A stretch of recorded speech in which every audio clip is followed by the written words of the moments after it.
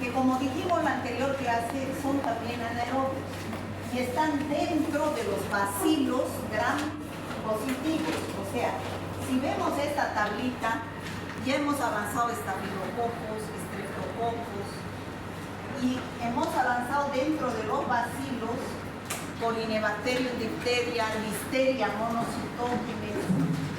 Hemos avanzado bacillus anthracis, bacillus cereus, hemos avanzado anaerobios y ahora vamos a avanzar Clostridium. Clostridium en tiene tres especies de importancia médica. Clostridium perfringens, Clostridium tetani y Clostridium botulinum. Esos son los tres Clostridium que vamos a avanzar hoy. Entonces, ¿qué características en común tienen? Son bacilos gram positivos y los libros dicen que tienen la terminación como un palillo de tambor, o sea, como un palillo que se toca el tambor, así es la forma de los bacilos. Son anaerobios, eso lo tienen que tener bien claro, o sea, son anaerobios. ¿Qué quiere decir? Que se mueren en presencia de oxígeno, ¿ya? Después producen barras de toporas, o sea, producen esporas. Es otra característica importante, es decir, que corulan. ¿Y esto?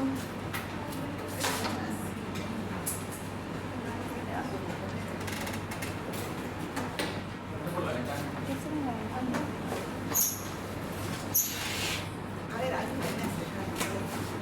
Pues ya no sirve.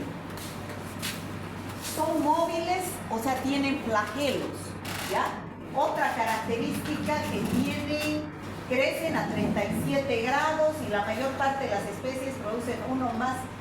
Su factor de virulencia son las toxinas. O sea, que este Clostridium perfringens va a producir, digamos, 3 enfermedades gracias a toxinas que producen. Este también produce toxina y este también produce toxina. ¿Ya? O sea, ese es su factor de virulencia. O sea, como médicos a ustedes les interesan las enfermedades que producen. Estas bacterias del género Clostridium se encuentran en todos ustedes y en los animales en su intestino. ¿Ya? Son microbiota intestinal. Dentro de los bacilos gram positivos, el Clostridium es uno de los más importantes. ¿Ya? O sea que al defecar animales, humanos, al aire libre, en las heces, en la materia fecal, salen Clostridium. Pero estos Clostridium en el intestino se encuentran bajo la forma de ¿qué? ¿Vegetativa o espora? Bajo la forma vegetativa, porque tiene todas las condiciones para vivir. Ya bajo la forma vegetativa, favorable para vivir, pH, temperatura, humedad, pero al salir, al defecar por las heces en el medio ambiente, encuentra condiciones adversas. ¿En qué se va a convertir? En esporas. En esporos. O sea, en la tierra, chicos, donde hay heces, que la mayoría hay heces, hay esporos de Clostridium, tetani, botulinum y perfringens. Por eso si uno tiene una herida y agarra tierra, o si tiene una herida en el pie y se contamina con tierra, o se pincha con un instrumento que tenga tierra o polvo, y es muy posible que tenga esporos de Clostridium, tetani, botulinum o perfringens. Y la herida es una puerta de entrada para muchos microorganismos que son Clostridium y pueden producir las enfermedades que vamos a ver, ¿ya? Entonces, por favor, esta tablita es súper importante, porque de acuerdo a esto es el resumen de lo que nosotros vamos a ver. Hay varias especies de Clostridium. pero de acuerdo a qué lugar del organismo produce la enfermedad, entonces se ha clasificado en neurotóxicos. ¿A dónde van a afectar los neurotóxicos? Al sistema nervioso, o sea, va a producir infecciones en el sistema nervioso. ¿Cuáles son esos? El Clostridium tetani. El Clostridium tetani produce la enfermedad llamada tétanos. ¿Han escuchado hablar del tétanos? Sí. ¿Saben lo que es el tétanos? Sí. Ustedes, como estudiantes de medicina, ¿pueden identificar a una persona que tenga tétanos? ¿Qué dice usted? A ver, joven, el que corrija. ¿Puede identificar? ¿No? ¿Ha escuchado hablar de tétanos? Ya, pero hoy día, al salir de ahí, va a poder identificar una persona que tenga tétanos. ¿Ya? Afecta al sistema nervioso. Botulismo. ¿Han escuchado hablar del botulismo? ¿No? Al salir de aquí van a saber qué es el botulismo. ¿Han visto alguna vez conservas para comer? Se hinchan o se contaminan. Entonces eso no es apto para comer. Pueden estar contaminadas con Clostridium botulinum. ¿Ya? Sobre todo las conservas caseras. ¿Ya? Porque las conservas caseras, chicos, pasan por controles de esterilidad. Su mamá hace mayolada, ¿no es cierto? Lo lleva para que se esterilice. No es cierto. Agarra, hace su mermelada, lo tapa. Pero ¿qué pasa si entró tierra o polvo por ahí? Con esporas de Clostridium botulinum. Desarrolla y produce su neurotoxina y puede llegar a producir botulismo. Niña, ¿se puede quedar quietita, por favor? Todo el tiempo está yendo y vuelve. Ya, pero ahí se queda, ¿ya? Déjelo a su celular tranquilo. Bueno, esos son los Clostridium neurotóxicos, tetani y botulinum.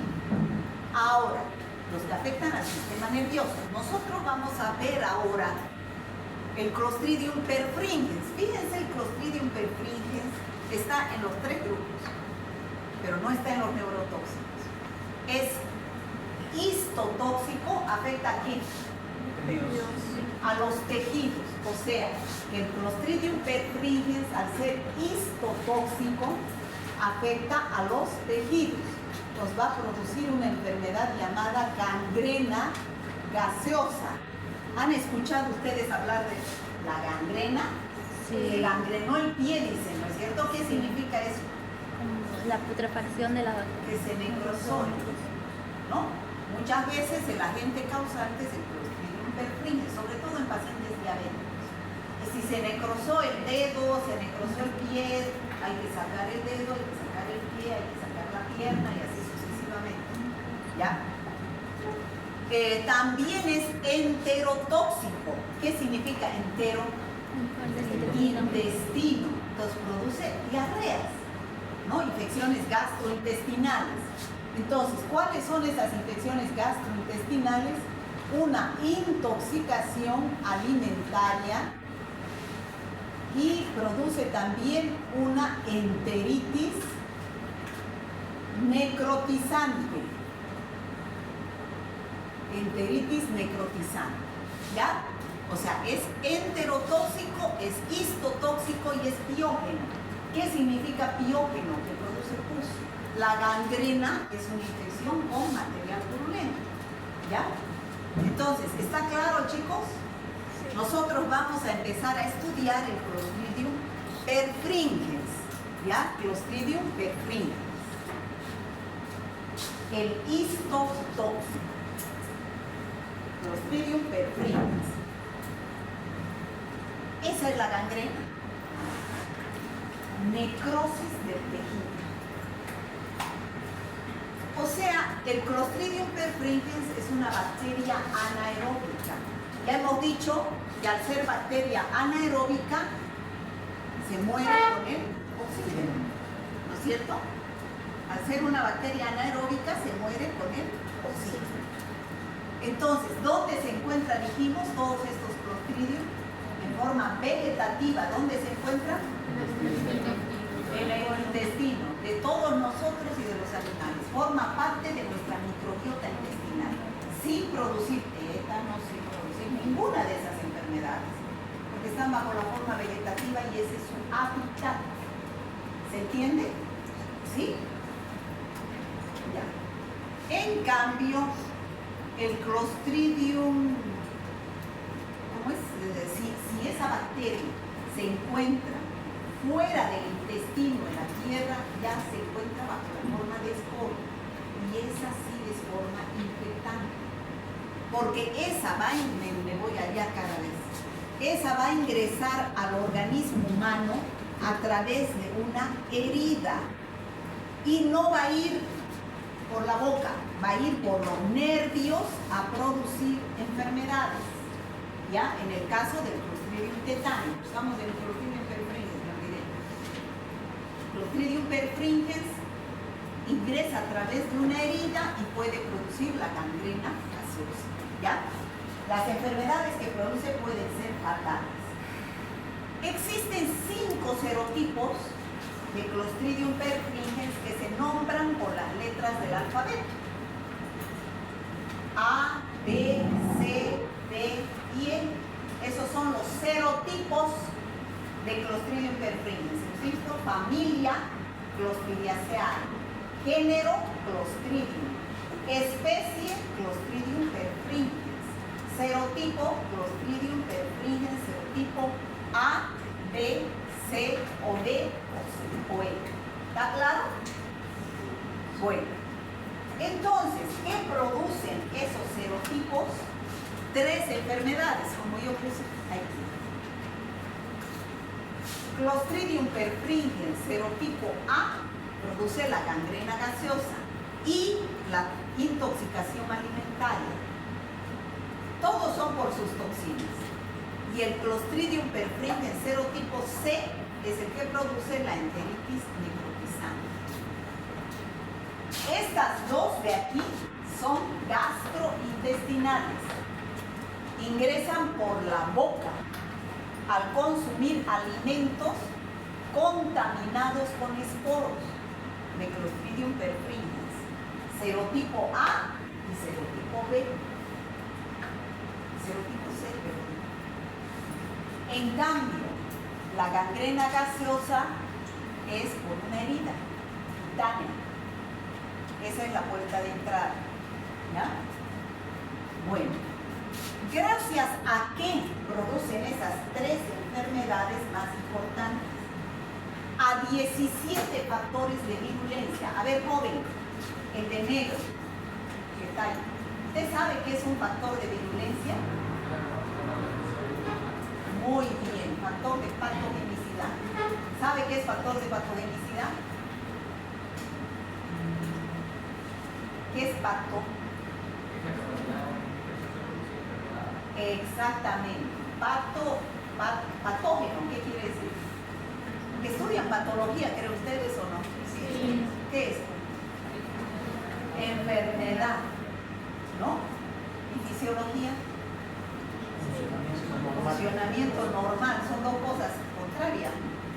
Funcionamiento normal es fisiología y patología es anormal, ¿no? Entonces, factores de virulencia son sus factores de patogenicidad, gracias a qué producen las enfermedades que vamos a citar, a que tiene 17 factores de virulencia. A ver, ¿cuál es el factor de virulencia del Streptococcus pneumoniae que ya hemos visto? Gracias a qué produce neumonía. A su causa. Muy bien. Este tiene 17 factores, de los cuales 12 son histotoxinas. ¿Qué significa? Toxinas de los tejidos. Y esas 12 histotoxinas se nombran con las letras del alfabeto griego. ¿Cuáles son las letras del alfabeto griego? Alfa, beta, gamma, ¿no? Delta, sigma. Esas son las letras del alfabeto griego. ¿Ya? Entonces, 12 histotoxinas. No se van a confundir alfa con el serotipo A. Serotipo A es el Clostridium perfringens. Toxina alfa es la toxina que produce el Clostridium perfringens serotipo A. ¿Está claro eso? Además tiene una enterotoxina. Al ser enterotoxina, ¿a dónde produce la infección? En el intestino, va a ser diarrea. Y 3 sustancias enzimáticas, neuroaminidasa, cialidasa, hemolicina y un factor metabólico. Sumados todos, da 17 factores de virulencia. ¿Qué es lo que hacen esos 17 factores de virulencia? Actúan rompiendo estructuras. O sea, rompen estructuras o membranas aumentando la permeabilidad vascular. ¿Ya? Entonces, por eso es que producen la gangrena gaseosa, por ejemplo. Entonces, de esas 17 toxinas, hemos dicho que se nombran con las letras del alfabeto griego. Hay una toxina llamada toxina alfa.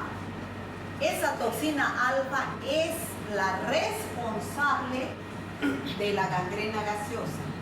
¿Qué es lo que hace esa toxina alfa? Destruye plaquetas, leucocitos, células endoteliales, membranas de las células musculares, las destruye. Entonces, al destruir va a producir necrosis, amplio daño muscular, gran edema, con producción de gas. Por eso se llama gangrena gaseosa.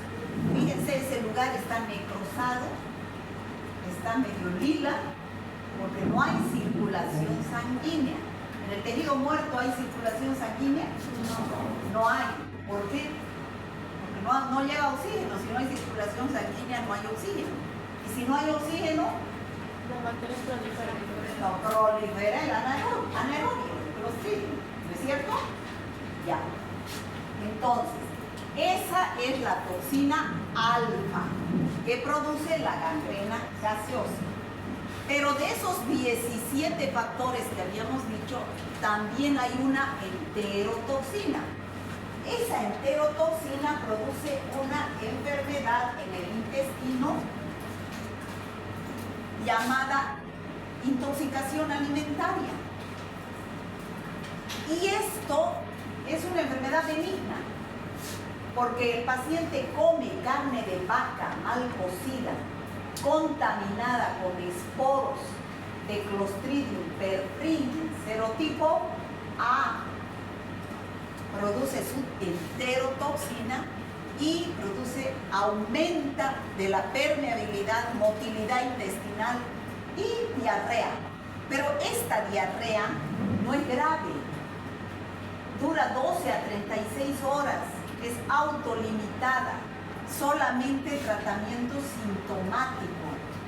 Para la diarrea, hidratar al paciente, ¿no? Es lo más importante, hidratar en las diarreas. O sea, no es grave, es por consumo de carne de vaca. En cambio, esta, producida por una toxina beta, hemos dicho que son alfa, beta, gamma, una enterotoxina. La toxina beta es la que produce la otra enfermedad en el intestino, que es la enteritis necrotizante. Esa es más grave. Enteritis, infección en el intestino, necrotizante, el intestino se necrosa, ¿ya? Y produce perforación intestinal y el paciente puede morir rápidamente por una sepsis. Al necrosarse el intestino, chicos, sale todo ese zoológico que tenemos en el intestino a contaminar lugares estériles y se vuelve sepsis. Y el paciente se muere de una falla multiorgánica ocasionada por la sepsis. ¿Ya? Es el Clostridium perfringens serotipo C. ¿Qué toxina? Beta. ¿Ya? ¿Está claro de dónde viene? Bueno. Y esta enteritis necrotizante es por el consumo de grandes cantidades de carne de cerdo mal cocida y contaminada con esporas de Clostridium perfringens serotipo C, el cual produce su toxina beta, lo que produce la enteritis necrotizante, diarreas sanguinolentas. ¿Ya? ¿Está claro? Las tres enfermedades que produce, este produce el serotipo A, toxina alfa. Este produce el serotipo A, su enterotoxina. Este produce el serotipo C y la toxina beta. ¿Está claro? Sí. ¿No se me van a perder? Bueno, ¿cómo es que ocurre la gangrena gaseosa? Vamos a ver la patogenia. Pato es génesis, es origen, o sea, el origen de la enfermedad. La fuente de infección va a ser generalmente exógena, donde el organismo, sobre todo los pies, las manos, sobre todo los pies, tienen una herida. O sea, la puerta de entrada es una herida. Ay, a ver chicos, me falta pizarra. Y sin pizarra no hago nada. A mí me gusta preguntar en los exámenes porque eso es lo que me sirve para evaluar si han entendido el tema. La epidemiología de la infección. ¿Ya? Por ejemplo, ¿cómo es que esta persona adquiere una infección? Este es el enfermo y este es el sano. Este es el que tiene la bacteria y este es el que no tiene. A este se llama susceptible. Y a este es el enfermo, ¿no? El que tiene la patogenicidad o el infectado. A veces no es un hombre. En las antropozonosis, ¿quién es este? Es un animal, ¿no es cierto? El que tiene la bacteria. Es un animal. Como por ejemplo en la listeria monocytogenes. Después otro que hemos visto en el Bacillus anthracis. ¿Dónde se encuentra? Son dos palabritas que yo aplico. Fuente de infección. ¿Qué significa fuente de infección? Fuente, ¿qué es? La fuente de agua. ¿Qué significa? El origen del agua, ¿de dónde viene el agua? La fuente de la infección, ¿dónde está la bacteria? Siempre va a estar en la persona, ¿de dónde viene la bacteria? En el caso por ejemplo, de la tuberculosis, está en los pulmones del paciente enfermo. En el caso de la neumonía, está en las secreciones respiratorias del paciente enfermo. En el caso de la gonorrea, está en las secreciones genitales del paciente que tiene gonorrea. ¿Ya? Siempre, en el caso del anthrax, está en los animales infectados con anthrax, porque es una antropozonosis, ¿no es cierto? Esa es la fuente de infección. Cuando yo les pregunte la fuente de infección de alguna enfermedad, no me van a poner el hombre enfermo, no, eso es muy general. Me van a decir qué parte del hombre enfermo, o sus gotitas de saliva, o su secreción genital, o por ejemplo en el Streptococcus agalacti, ¿cuál es la fuente de infección de la meningitis neonatal? ¿Dónde se encuentra la bacteria? La madre, pero ¿la madre qué? ¿Su cabello de la madre? No, ¿no es cierto? ¿Qué? Las secreciones genitales, vaginales de la madre. Porque el niño al nacer por parto va a aspirar esas secreciones genitales y se van a ir a las meninges y se va a producir la meningitis neonatal y sepsis. ¿No es cierto? ¿Sí o no? No me pueden decir la madre. No. ¿Qué de la madre? ¿Ya? Porque ustedes cuando llegue un paciente a su consultorio, sabiendo la epidemiología de la infección, le van a hacer las preguntas. Porque su función de ustedes es llegar a un diagnóstico. ¿Y cómo llegan a un diagnóstico ustedes? A través de la clínica, la epidemiología y el laboratorio. ¿No es cierto?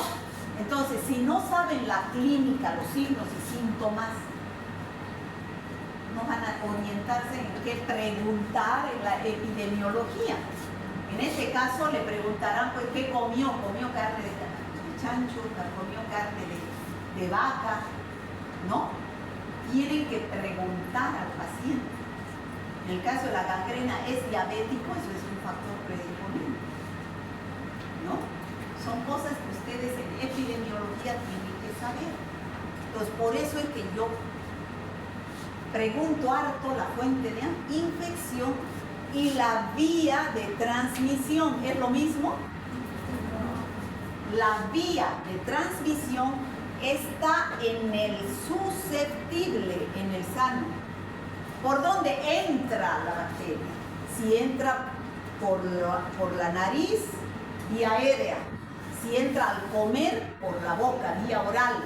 Si entra por los ojos, vía conjuntival. Si entra por una herida, vía cutánea.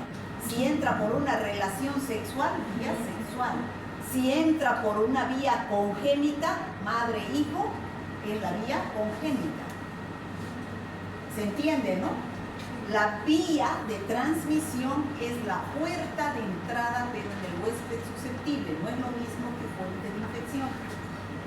Si yo les pregunto, ¿cuál es la vía de transmisión de la intoxicación alimentaria producida por Clostridium perfringens, serotipo A través de su enterotoxina? ¿Cuál es? Vía oral. Es al comer ¿qué? Carne no animales, carne de vaca, ¿no? Carne de vaca contaminada con esporos. Y la enteritis necrotizante, vía, la vía. Enteritis necrotizante, vía cutánea. No, vía oral. Vía oral al comer carne de cerdo, contaminada con esporos y mal cocida. ¿Se entiende? Y si yo les pregunto, ¿cuál es la vía de transmisión de la gangrena gaseosa? Ahí me van a decir cutánea. O sea, es pensar en la enfermedad, nada más. Pensar, no es memoria, es pensar. ¿Se entiende, chicos? ¿Sí? Cuando hagan el examen van a pensar, lean bien la enfermedad, tienen que saber los signos y síntomas. De aquí tienen que salir sabiendo qué es gangrena. No van a decir que es diarrea, ¿no? Tienen que salir sabiendo qué es enteritis necrotizante, qué es tétanos, qué es botulismo, para que así ustedes den un diagnóstico al paciente y un tratamiento adecuado para que se cure. ¿Ya? Entonces, ¿han entendido esto de la fuente de infección y la vía de transmisión? Para que siga ya. Bueno, aquí entonces, la puerta de entrada o vía de transmisión también se llama, es una herida. ¿De dónde viene? ¿Cuál es la fuente de infección? Los esporos que se encuentran en la tierra, ¿no? Provenientes de materia fecal, son los esporos. Esa es la fuente de infección. Esta está en el enfermo, en la contaminación. Esta está en el sano. A través de una herida ingresa el esporo. ¿Qué pasa en el esporo una vez dentro del organismo humano? ¿Qué hace el esporo? Vuelve a su forma vegetativa. Germina. ¿Se convierte en qué? En su forma vegetativa. En forma vegetativa. Y al encontrarse feliz en su forma vegetativa empieza a reproducirse. Y empieza a producir su toxina. Y esa toxina que produce, termina el esporo, se multiplica, produce su toxina alfa. Y no he dicho que esa toxina alfa tiene la propiedad de destruir plaquetas, eritrocitos, células endoteliales, musculares, y se produce la necrosis, edema y la gangrena gaseosa. ¿Ya? ¿Está claro? Por una herida la gangrena gaseosa. Fuente de infección, esporos del suelo, contaminados con materia fecal o tierra también pueden encontrar. Entonces, esta es un tejido gangrenado, y aquí tenemos un dedo, ¿no? Mucho se ve esto en los diabéticos. El pie diabético, ¿lo escuchó alguna vez? Sí. Entonces, los diabéticos tienen disminución de la circulación sanguínea, ¿no? Entonces, ¿qué es lo que pasa? Se hace una herida, ingresa la bacteria por ahí, empieza a necrosar, y si no se cuida, la bacteria sigue proliferando y hay que cortar el dedo, el pie y todo eso. A un diabético siempre hay que decirle, si no te cuidas, vas a terminar en silla de ruedas. Te vas a morir directamente. ¿Ya? Un diabético tiene que cuidarse para no llegar así. ¿Ya? Entonces, ¿qué hace la bacteria que una vez que ingresa por una herida, empieza a liberar 17 factores de virulencia?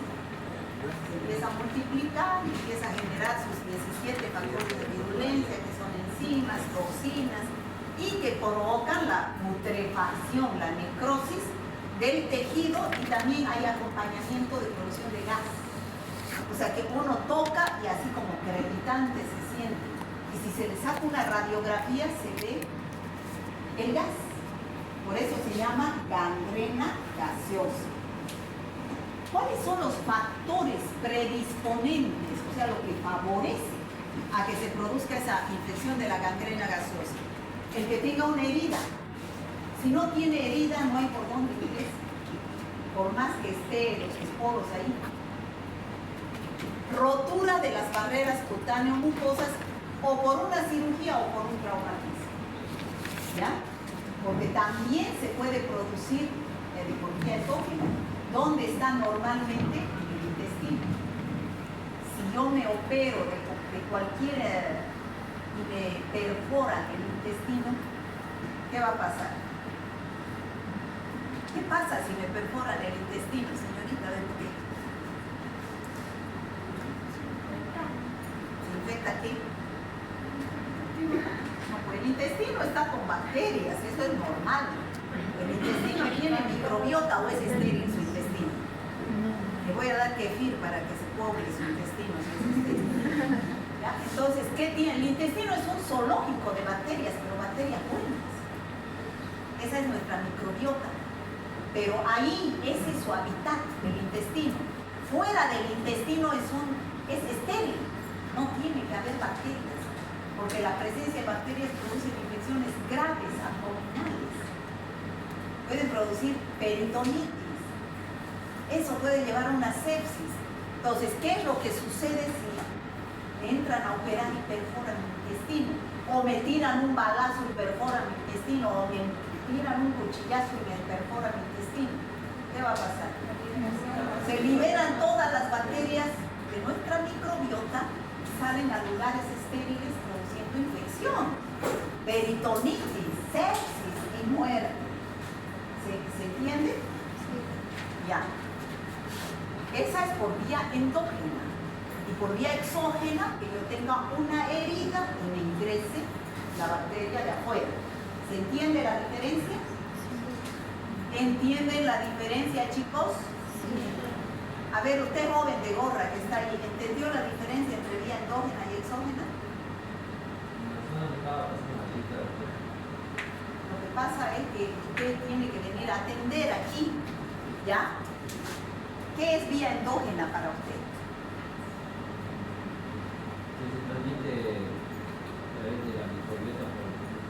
Bien, a través de la microbiota, de mí mismo, endógena, de adentro. ¿No es cierto? Entonces es como si dijéramos, a ver, nosotros vamos a votar por el doctor Reinerio porque él es de nosotros, es de aquí. Pero exógena es cuando yo voy a votar por uno de afuera, ¿no? Eso es exógena. ¿Está claro? Sí. Entonces, endógena es cuando yo me infecto de mi propia flora. Entonces, ¿qué va a pasar? Me cortan el intestino por cualquier causa y esa microbiota va a salir a producir la infección. La enteritis necrotizante puede ser, ¿no? Y es exógena cuando me ingresa de afuera una espora.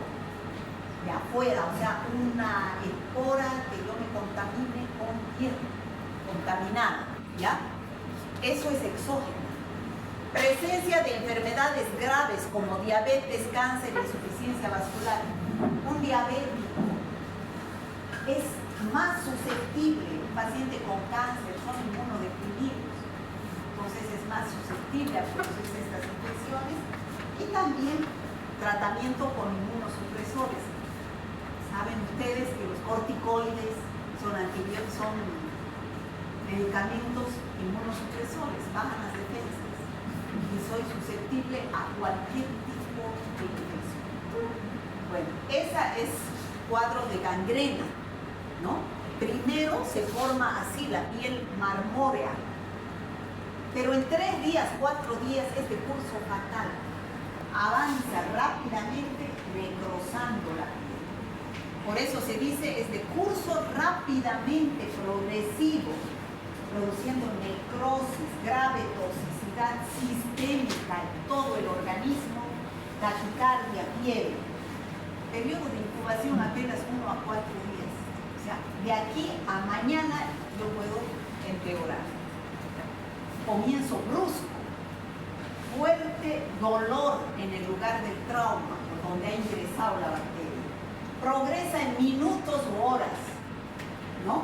Se observa alrededor de la herida piel edematosa con palidez que cambia a un color bronce y después se produce un exudado marrón, o sea, sale líquido marrón, cero sanguinolento y con un olor dulzón, ¿no? Se observa gas por palpación porque se ve que es crepitante.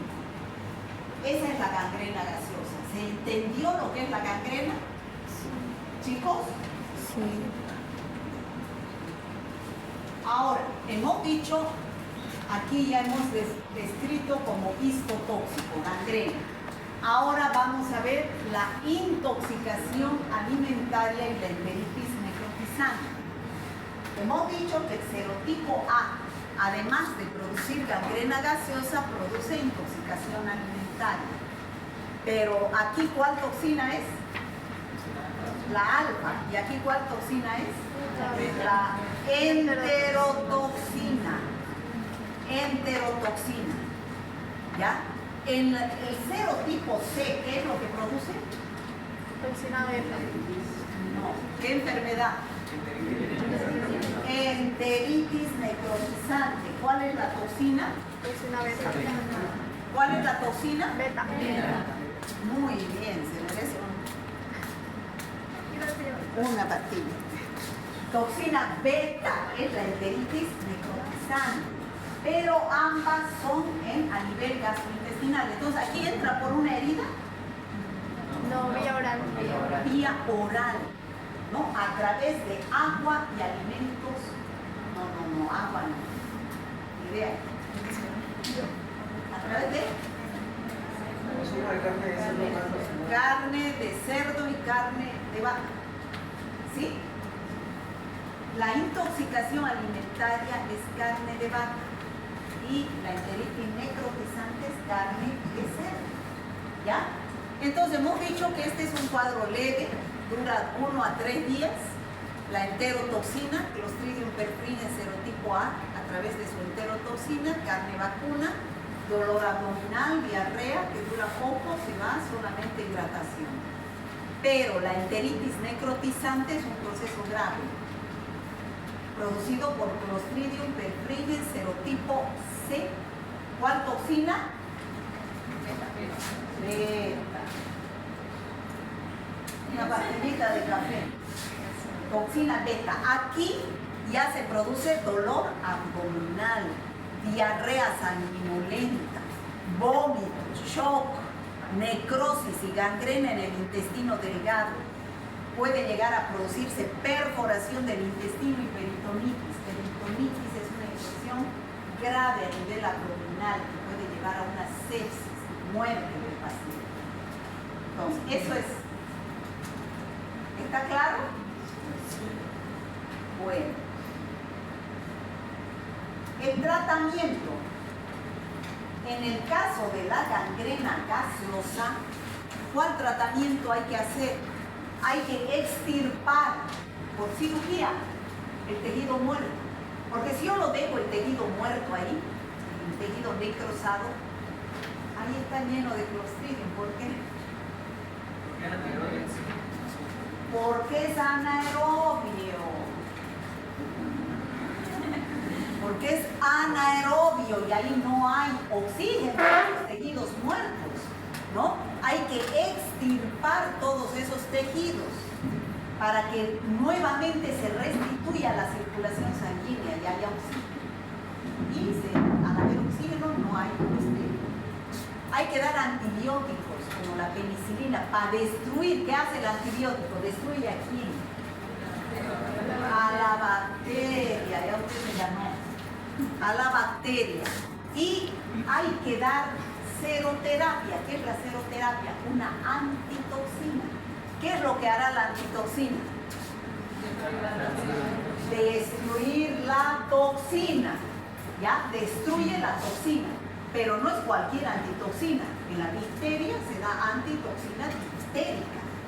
Aquí se da una antitoxina alfa contra el Clostridium perfringens serotipo A. ¿Ya? Es una toxina específica, porque ¿qué son las antitoxinas? Son lo contrario a las toxinas. ¿Y cuál es su función? Neutralizar la toxina. ¿Ya? Entonces la antitoxina va a neutralizar la toxina que ya está circulando. En cambio, el antibiótico va a destruir a la bacteria para que ya no siga produciendo toxina. ¿Ya?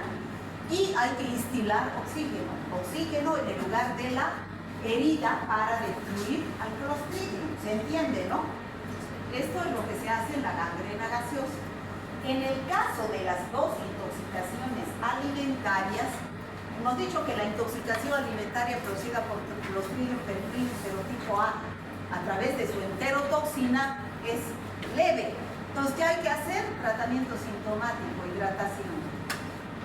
En cambio, en la enteritis necrotizante hay que neutralizar esa toxina circulante para que ya no siga produciendo necrosis intestinal.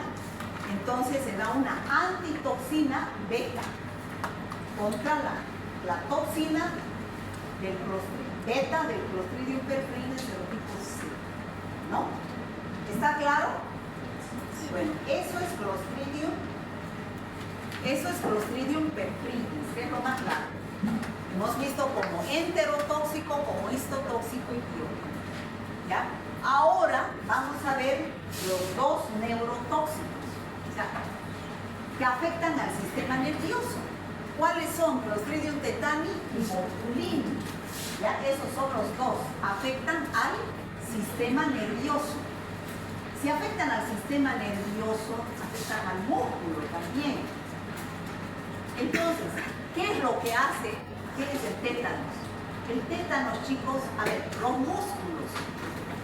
músculos principales, vitales, como son el corazón, el pulmón, sobre todo,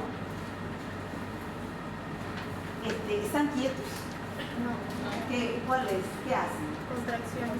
Contracción y dilatación. Contracción y dilatación, ¿no?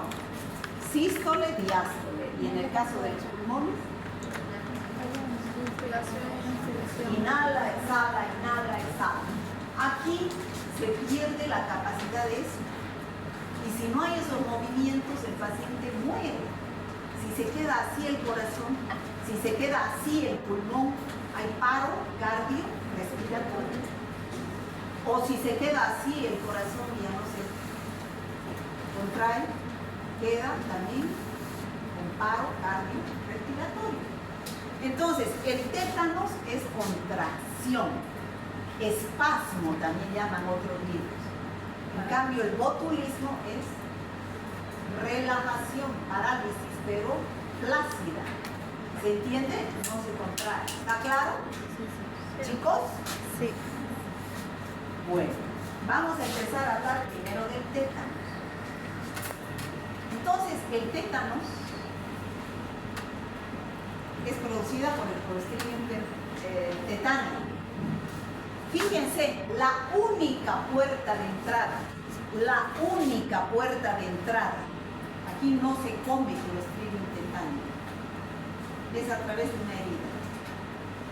vía cutánea, donde están los esporos de Clostridium tetani, en la tierra. Por eso es cuando uno se hace una herida con un clavo, con cualquier instrumento que produzca una herida, puede estar contaminado con polvo, tierra. Entonces, para prevenir se coloca la antitetana, ¿ya? Para prevenir. Entonces, por una herida es la única puerta de entrada. De ahí va avanzando la bacteria hasta llegar al sistema nervioso y producir el tétano. Entonces, ¿cómo es este Clostridium tetani? Igualito que el perfringens, bacilo gram positivo, anaerobio, esporulado y en forma de palillo de tambor, como dijimos, con los extremos. Su hábitat, ya hemos dicho, ¿qué es hábitat? ¿Dónde vive? ¿Ustedes cuál es su hábitat? A ver, joven, ¿cuál es su hábitat?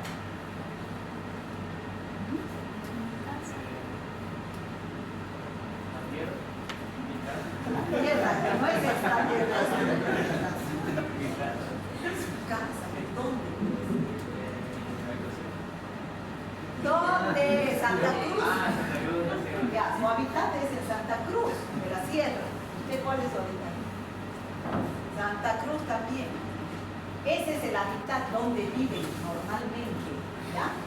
Normalmente, entonces, ¿dónde viven? En la tierra, bajo la forma de esporo. Y en el intestino del hombre y de los animales, bajo la forma de vegetativa, ¿no? Vegetativa. ¿Se entiende, no? Y ahí cuando se forma bajo la forma vegetativa, ¿será que producen tétanos? No, es microbiota, buenísimo, es allí. Pero ¿cuándo es que producen tétanos? ¿Cómo ven ustedes el evento? Cuando se encuentra bajo qué forma? De esporo, cuando ingresa bajo la forma de esporo. ¿A través de qué produce tétanos? También produce toxina, pero este produce 3 tipos de toxinas, de las cuales la única que produce tétanos se llama tétanospasmina. Viene de espasmo. ¿Qué es espasmo? Contracción. Y es una neurotoxina. ¿Por qué se llamará neurotoxina? Porque es tóxica para el sistema nervioso. ¿Ya? La tetanospasmina es la encargada del tétanos. No es la tetanolicina ni la toxina no espasmógena. ¿Ya? Entonces, ¿cómo es la patogenia de la enfermedad? El esporo está en la tierra. Esta es la fuente de infección. ¿De dónde viene la bacteria? Atraviesa una herida cutánea, que es la puerta de entrada, la vía de infección. Ingresa por la herida, encuentra condiciones favorables el esporo, germina en los tejidos del huésped, produce su toxina tétanospasmina, a través de los nervios o a través de la vía humoral, sangre o linfa, llega al sistema nervioso a producir el tétanos. ¿Está claro cómo se produce? ¿Y qué es el tétanos? Me han dicho que han escuchado hablar, pero no saben qué es el tétanos. El tétanos, chicos, es espacio. ¿Y dónde empieza? En la cara. Por más que haya ingresado la bacteria por el pie, ¿qué es? ¿Dónde empieza el tétanos? Se empiezan a contraer los músculos de la cara, los músculos maceteros, risorio de Santorini. Entonces, se empiezan a producir calambres, aumento los reflejos, signos de rigidez de los músculos mandibulares, de los músculos faciales. Entonces, el paciente queda con los músculos contraídos. Y a veces queda con la boca abierta sin poder cerrar ya. Entonces, si está con la boca abierta, parece que estuviera riendo siempre, ¿no? Entonces se llama la risa sardónica, un signo de tétanos, ¿ya? Y hay 2 tipos, así, fíjense, así es que queda el paciente. Empieza así. Esa contracción de los músculos de la cara se llama trismus. ¿ya? Que es donde empieza el tétanos. Y después sufre convulsiones. Entonces, fíjense cómo empieza a convulsionar. Se pone el cuerpo como en arco, solamente se apoya en la cabeza y a veces aquí en los talones, se llama posición de opistótonos, ¿ya? Y entonces empieza a convulsionar tan fuerte que se puede fracturar. Eso es el tétanos. Un paciente así ya está en terapia intensiva. Entonces han escuchado hablar del tétanos, pero no sabía que era tan grave, ¿no es cierto? Ya está en terapia intensiva ese paciente y no puede escuchar ruidos, por eso está en una sala aislado, lejos de los ruidos, porque eso estimula las convulsiones. Los ruidos, la luz, estimula las convulsiones, ¿ya? Entonces hay dos tipos de tétanos. Uno es el tétanos localizado, que este es el menos común, el más raro, donde solamente se localiza en la puerta de entrada, o sea, donde está la herida, ¿ya? Entonces solamente esos músculos alrededor de la herida se ponen rígidos. Y un ejemplo, por ejemplo, es el tétano cefálico, ¿no? Donde se produce parálisis facial y disfagia, nada más. No se produce una contracción generalizada. En cambio, este es el tétanos que yo acabo de describirles. El generalizado es el más habitual. Localización descendente, ¿qué quiere decir? ¿Dónde empieza? En la cara, y de ahí va descendiendo hasta empezar con las convulsiones. Empieza con el trismus. ¿Qué es el trismus? La contracción de los músculos de la cara, disfagia, rigidez del cuello, después a la espalda, la risa sardónica, convulsiones por estímulos, lo cual puede producir fracturas. ¿Por qué estímulos? El ruido, la luz, ¿no? Y viene la muerte. ¿Por qué viene la muerte? Con la contracción. Falla cardiorrespiratoria. El corazón se queda así, los pulmones se ponen así. Pues no hay contracción, no hay relajación, ¿no? Y también existe el tétanos neonatal, o sea, en los recién nacidos. ¿Y por qué será que hay tétanos neonatal, chicos?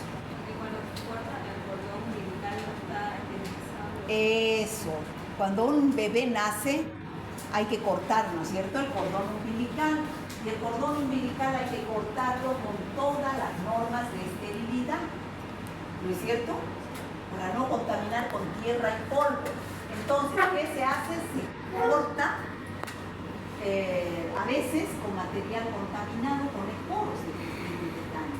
Y entonces, ¿qué se está introduciendo? El tetanio en esporos que después va a producir las convulsiones en los bebés, lo mismo, ¿no? El tétanos neonatal. Por eso es que se debe vacunar a las embarazadas contra el tétanos. Si es que la madre no ha sido vacunada, al recién nacido se tiene que vacunar, ¿no? Y sobre todo, siempre el pediatra dice, o el médico que ha atendido el parto, el cordón se cae recién a la semana, ¿no es cierto? Ese cordón hay que esterilizar, hay que desinfectarlo todos los días, 3 veces al día con alcohol y airearlo. ¿Para qué hay que airearlo? Para evitar la proliferación del Clostridium tetanis lieve, ¿cierto? Esas son fotos, por ejemplo, del tétanos neonatal, ¿ya? ¿Está claro? Tétanos. ¿Y cuál será el tratamiento? En el caso de que ese paciente ya esté en una emergencia, ya en una terapia intensiva con paro cardiorrespiratorio, entonces hay que darle medidas de sostén para ayudarle a respirar, ¿no? Hay que dar control de espasmos de los reflejos para evitar las convulsiones, tónicos cardíacos, para evitar que se muera. Y contra la bacteria, dar antitoxina tetánica. ¿Qué función tiene la antitoxina tetánica? Neutralizar la toxina tetánica. Y hay que dar antibiótico. ¿Para qué? Para destruir a la bacteria y no siga produciendo toxina. ¿Ya? Y además, en el lugar de la herida, lo mismo que la gangrena, eliminar tejido muerto para restablecer la circulación. ¿Está claro? Sí. Ya, eso es tétano. A ver, ya hemos dicho la epidemiología, donde se encuentra, es flora normal intestinal de hombre y animales bajo la forma vegetativa. Pero al defecar se convierte en esporo en la tierra. Y ese esporo que está en el suelo, el reservorio de ese esporo es el suelo, la tierra, el polvo. Ingresa a través de una herida contaminada del huésped susceptible, ¿no? Y va a producir la infección. Es más susceptible las personas que trabajan con elementos cortopunzantes, los agricultores, los barrenderos, por ejemplo. Hay que tener cuidado al botar las cosas a la basura. No botar objetos cortopunzantes, porque esa gente que recoge la basura puede pincharse y está manipulando material con tierra. Entonces es susceptible de que se contagie de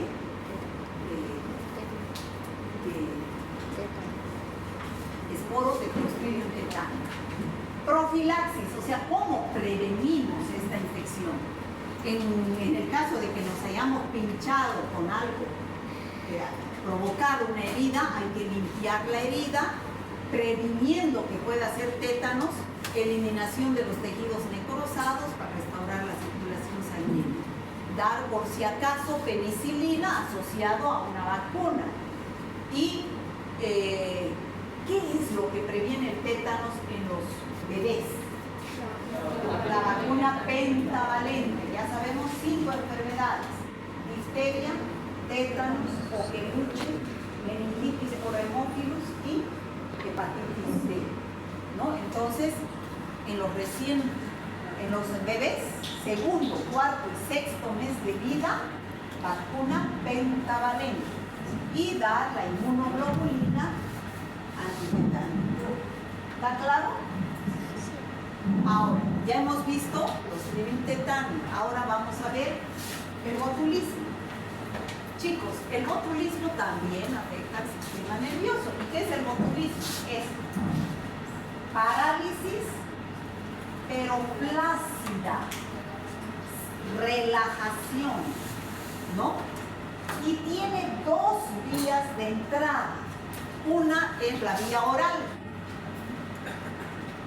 Para producir botulismo, uno ingresa por la vía oral, a través de alimentos contaminados, sobre todo las conservas, dicen los libros, y conservas caseras, como les decía, que pueden estar contaminadas con tierra o polvo, ¿no?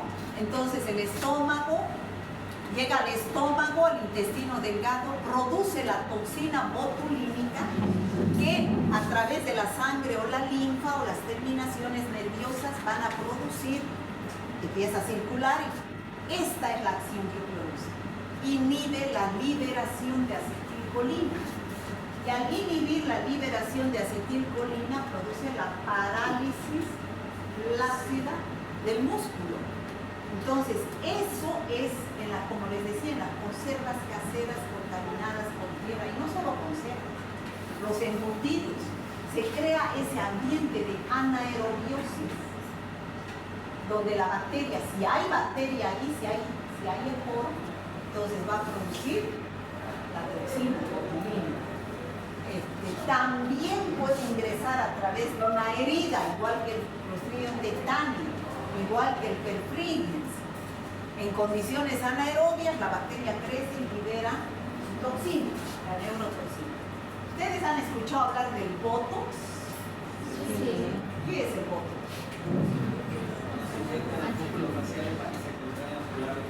¿Se contraigan o se relajan?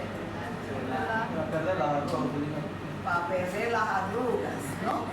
Entonces, el Botox es toxina botulínica, ¿no?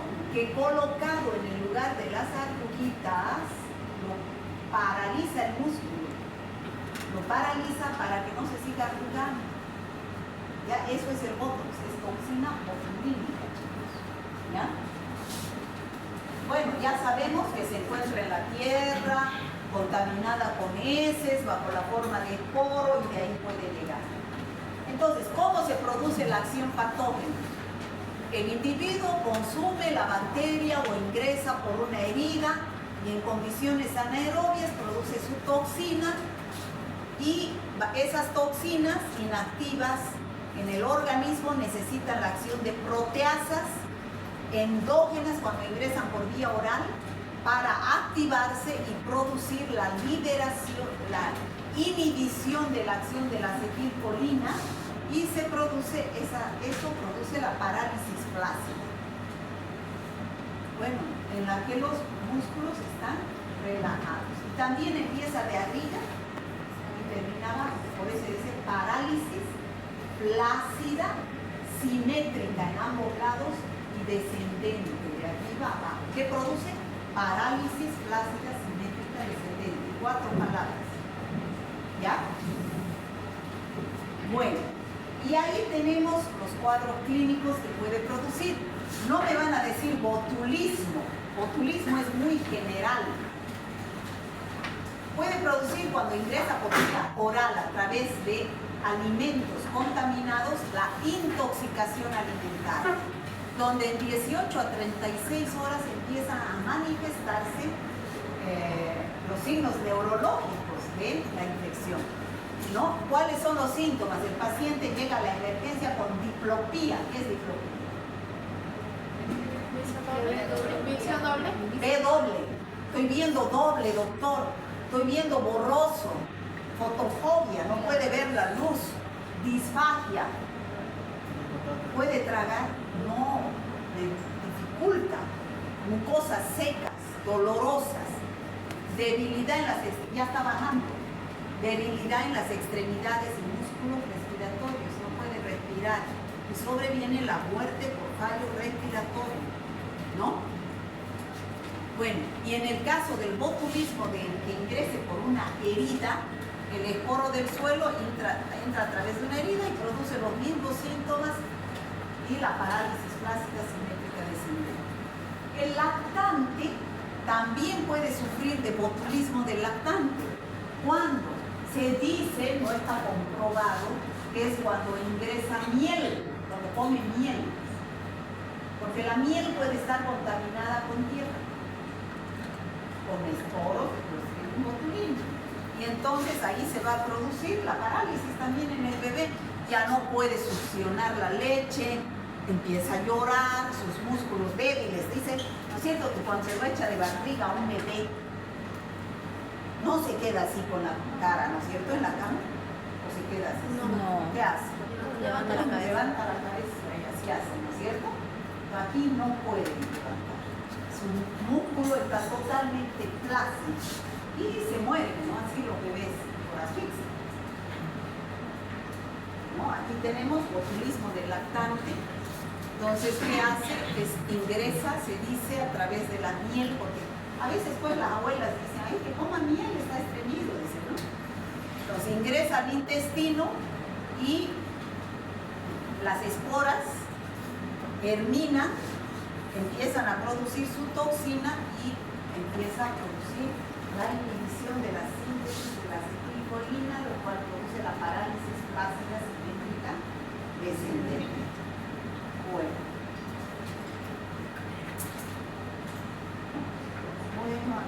¿Qué más?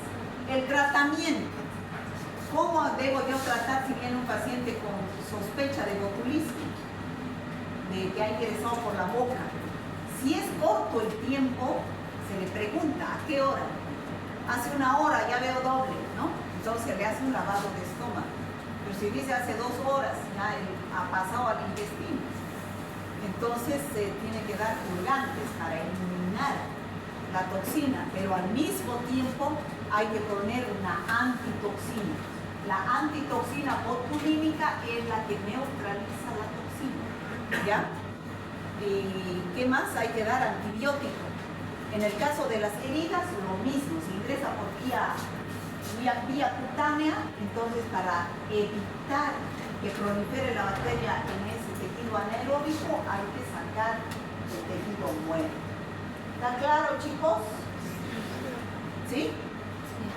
Eso es clostridum. Tetani, botulinum y perfrin. Bueno, todo el mundo no se va a ir sin saber qué es tétanos, ¿no? ¿Saben ya?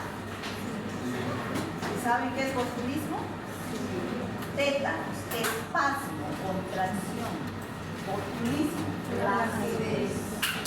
Parálisis flácida simétrica descendente. ¿Está claro? Y gangrena, ya saben. Bueno, pueden retirar.